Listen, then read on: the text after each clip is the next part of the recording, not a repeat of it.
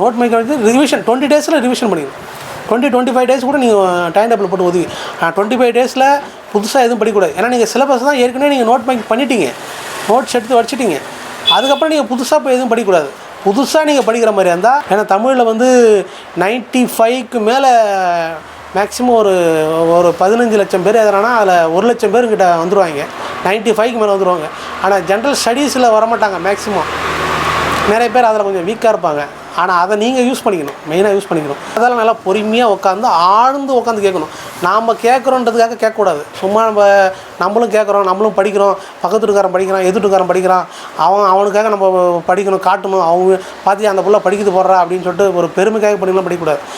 1 மணி நேரம் படித்தா கூட தரமாக இருக்கணும். ஆழ்ந்த நினைவு அறைக்கு அது செல்லணும். அந்த மாதிரி நீங்கள் படிக்கணும். உங்களை நீங்களே ஏமாற்றிக்கக்கூடாது. அதுதான் மெயின். யூத் பேப்பரின் இனிய வணக்கம். யூத் பேப்பர் நண்பர்களுக்கு வணக்கம். நான் வீரபாண்டியன், கள்ளக்குறிச்சி மாவட்டம், உளுந்தூர்பேட்டை வட்டம், எருந்தை கிராமம். டிஎன்பிஎஸ்சி குரூப் 1B தேர்வில் தமிழில் எழுதி முதல் முயற்சியிலே வெற்றி பெற்றுள்ளேன். கோச்சிங் சென்டருக்கும் செல்லாமல் எந்த ஒரு பின்புலமும் இல்லாமல் நான் முதல் முயற்சியிலே வெற்றி பெற்றது, அதுவும் தமிழில் எழுதி வெற்றி பெற்றது எனக்கு மிகுந்த மகிழ்ச்சி. தற்போது குரூப் 4க்கான அறிவிக்கை டிஎன்பிஎஸ்சி வெளியிட்டு இன்னும் 65 நாள் தான் இப்போ இருக்குது. இந்த 65 நாளில் நாம் எப்படி வெற்றி அடையலாம்? முதல்ல நீங்கள் ப்ரீவியஸ் இயர் கொஸ்டினை நீங்கள் பார்க்காம நீங்கள் போயிட்டு வெற்றி அடையவே முடியாது. ஏன்னா ப்ரீவியஸ் இயர் கொஸ்டின் தான் ரொம்ப ரொம்ப முக்கியம். ஏன்னா அவங்க எப்படி கொஸ்டினை அவங்க கேட்குறாங்கன்றது அப்போ தான் உங்களுக்கு புரியும். அவங்க கேட்டிருக்கிற கொஸ்டினை ஒரு தடவைக்கு 2 தடவை நீங்கள் படித்து பார்த்தா தான் அவங்க என்ன கேட்டிருக்காங்கன்றதே உங்களுக்கு புரியும். ஏன்னா ஆன்சர் ஒரே மாதிரியே இருக்கும். ரெண்டு ஆன்சர் ஒரே மாதிரி இருக்கும். அதில் இதுதான் சொல்லிட்டு அர்ஜென்ட் நீங்கள் அடிச்சுட்டு வந்தீங்கன்னா அது தப்பாகிடும் திரும்ப. அது நல்லா எந்த ஆங்கிள் என்ன கேட்டிருக்காங்கன்றதை நம்ம முதல்ல இது பண்ணிக்கணும். நல்லா அண்டர்ஸ்டாண்டிங். இப்போ கொஸ்டினை நல்லா படிச்சுட்டு தான் நீங்கள் ஆன்சர் அடிக்கணும். ஏன்னா ப்ரிலிம்ஸை பொறுத்த வரைக்கும் ஒரே மார்க்கு தான். யார் நல்லா படிக்கிறாங்க, யார் நல்லா படிக்கலன்னா அவங்க கணக்கு கிடையாது.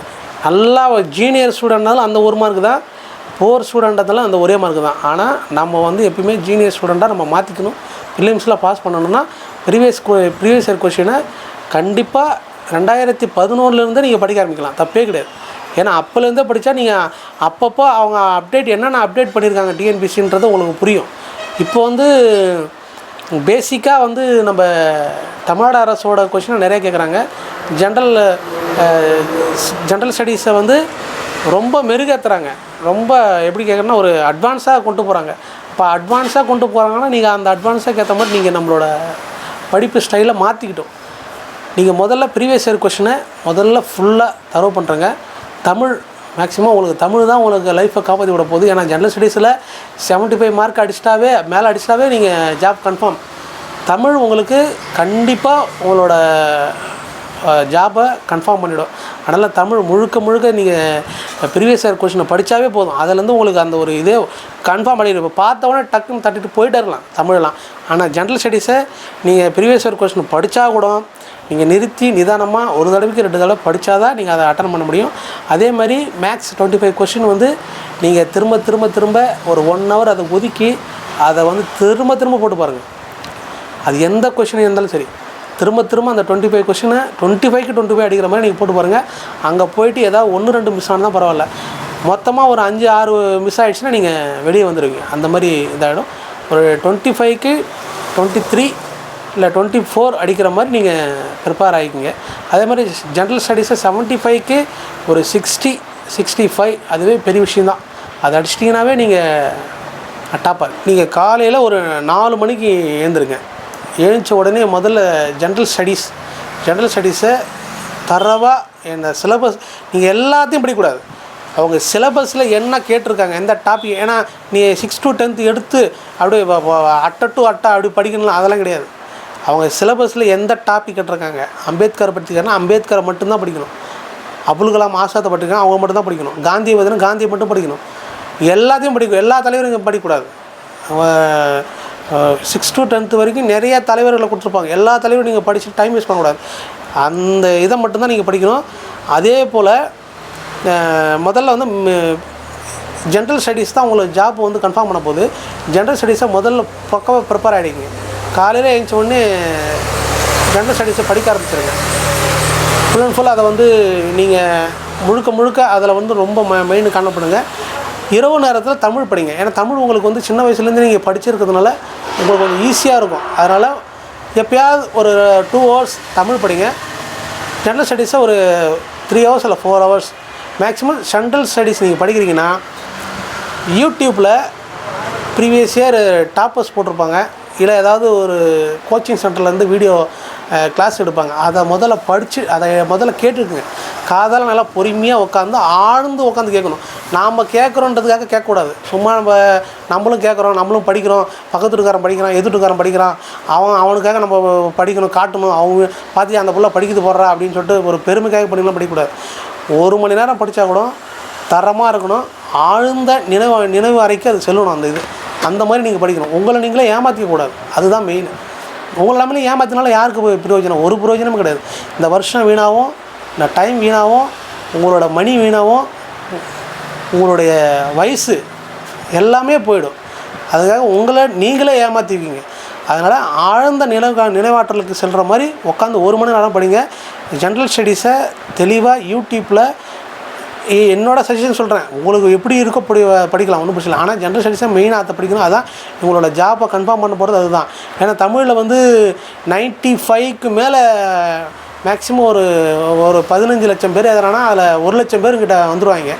95க்கு மேலே வந்துடுவாங்க. ஆனால் ஜென்ரல் ஸ்டடீஸில் வரமாட்டாங்க மேக்ஸிமம். நிறைய பேர் அதில் கொஞ்சம் வீக்காக இருப்பாங்க. ஆனால் அதை நீங்கள் யூஸ் பண்ணிக்கணும், மெயினாக யூஸ் பண்ணிக்கணும். தமிழ் நல்லா படிக்கணும். ஏன்னா தமிழ் வந்து நீங்கள் உங்களுக்கு கூடவே பிறந்தது. சின்ன வயசில் 1ஆவதுலேருந்து நீங்கள் 12ஆவது வரைக்குமே அதை படிச்சிருப்பீங்க, இல்லை காலேஜ் வரைக்குமே படிச்சிருப்பீங்க. அதனால் உங்களுக்கு அது கஷ்டம் இருக்காது. தமிழுக்கு முழுக்க நீங்கள் ப்ரீவியஸ் இயர் கொஷின் நீங்கள் மென்ஷன் பண்ணிங்க. அதே மாதிரி ஜென்ரல் ஸ்டடீஸை வந்து நீங்கள் யூடியூப்பில் இல்லையோ வேறு ஏதாவது கூகுள்லேயோ ஏதாவது வீடியோஸோ இல்லை முன்னால் ப்ரீவியஸ் இயர் டாப்பர்ஸ் பேப்பரோ ஏதாவது ஒன்று பார்த்து முதல்ல அதை வந்து காதால் கேட்டுக்குங்க. முழுக்க நல்லா கேட்டுக்கிட்டு அதுக்கப்புறம் படிக்க ஆரம்பிங்க. உங்களுக்கு சீக்கிரமாக ஒரு மணி நேரத்தில் படிக்கிறத ஒரு 1/2 மணி நேரத்தில் படித்து இது பண்ணிக்கலாம். அதே மாதிரி நோட்ஸ் எடுத்து வச்சுக்கிட்டிங்கன்னா உங்களுக்கு வந்து இப்போ எக்ஸாம் லாஸ்ட் நேரத்தில் ஒரு 1 வீக்கில் போகும்போது நீங்கள் திரும்ப ஃபஸ்ட்லேருந்து படிக்க ஆரம்பிக்க தேவையில்லை. அந்த நோட்ஸ் எடுத்து பார்த்து சும்மா 1 மணி நேரம் அப்படியே பிரட்டி பார்த்தாவே போதும். ஒரு டக்கு ஞாபகம் வந்துடும். நீங்கள் ஒரு ஷெடியூல் ஒன்று போட்டுக்குங்க. காலையில் ஏஞ்ச உடனே உங்கள் மைண்டுக்கு எது பிடிக்குதோ அதை படிக்க ஆரம்பிச்சிருங்க. அது ஜென்ரல் ஸ்டடீஸாக இருந்தாலும் சரி, மேக்ஸ் இருந்தாலும் சரி, தமிழாக இருந்தாலும் சரி, அதை முதல்ல படிக்குங்க. உண்மையாக படிக்க ஆரம்பிங்க. கடைசி நான் 65 நாள் இருக்குன்னா ஒரு 20 நாளில் ஒதுக்கி வச்சுக்கோங்க. 20 நாளில் வந்து அந்த நோட் பேக்கிங்கை மட்டும் ரீப்ளே பண்ண ஆரம்பிங்க. ரீகால் மட்டும் பண்ணினே இருங்க. வேறு எதுவும் புதுசாக எதுவும் படிக்காதீங்க. புதுசாக படிச்சிங்கன்னா அது எல்லாத்தையும் அது வந்து புதுசாக இதில் வந்து ஜாயின் பண்ணணும். பழசை வந்து இது கூட மெர்ஜ் பண்ணி உங்களுக்குள்ளே ஒரு கொலாப்ஸ் ஆகிறதுக்கு வாய்ப்பு இருக்குது. நோட் மேக் வந்து ரிவிஷன் 20 days ரிவிஷன் பண்ணிக்கணும். 25 days கூட நீங்கள் டைம் டேபிள் போட்டு ஒதுக்கி 25 days புதுசாக எதுவும் படிக்கக்கூடாது. ஏன்னா நீங்கள் சிலபஸ் தான் ஏற்கனவே நீங்கள் நோட் மேக் பண்ணிட்டீங்க, நோட்ஸ் எடுத்து வச்சுட்டிங்க. அதுக்கப்புறம் நீங்கள் புதுசாக போய் எதுவும் படிக்கக்கூடாது. புதுசாக நீங்கள் படிக்கிற மாதிரி இருந்தால் அன்னன்னைக்கு வர கரண்ட் அஃபேர்ஸ் மட்டும்தான் நீங்கள் வந்து எடுத்துக்கணுமே தவிர மற்றபடி வேறு எதுவுமே நீங்கள் எடுத்துக்கூடாது. ஏன்னா எடுத்துட்டிங்கனாவே நீங்கள் குழம்பு போடுவீங்க. ஆனால் டெஸ்ட்டு போட்டு வச்சா உங்களுக்கு கான்ஃபிடென்ட் லெவல் அதிகமாகும். 15 லட்சம் பேர் போடுறாங்க அப்படின்னா அந்த 15 லட்சம் பேர்லேயும் நீ ஒரு ஆளாக வந்துட்டு அப்படியே போயிடக்கூடாது. அதெல்லாம் செய்யவே கூடாது. காலையில் ஏஞ்ச உடனே நம்ம இந்த வருஷம் இல்லை அடுத்த வருஷம் நம்ம அரசு அதிகாரியாக போகணுன்னு முதல்ல நினைக்கணும். நீங்கள் வந்து கடமைக்குன்னு படிக்கக்கூடாது. காலையில் ஏஞ்ச உடனே நம்ம இதை படித்து முடிச்சிடணுண்டா அப்படின்னு நினச்சிட்டு இதை படிக்கணும். இந்த இன்ஸ்டாகிராமில் ஸ்டோரி ரீல்ஸ் போடுறது, ஃபேஸ்புக்கில் மணிக்கணக்காக இது பண்ணுறது, இதெல்லாம் நீங்கள் தயவுசெய்து அவாய்ட் பண்ணணும். முழுக்க செய்யக்கூடாது.